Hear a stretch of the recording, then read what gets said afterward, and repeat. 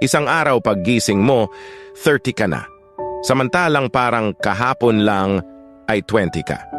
At hindi mo masabi paano dumaan ang isang dekada ng ganun-ganun lang.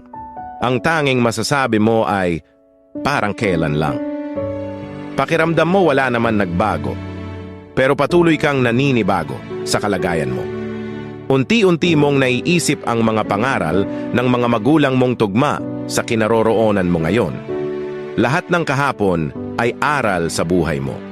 At ang bawat umaga ay panibagong pag-asa.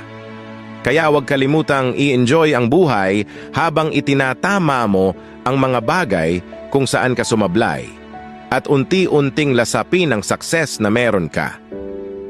Dahil bukas, 40 ka na. Parang kailan lang.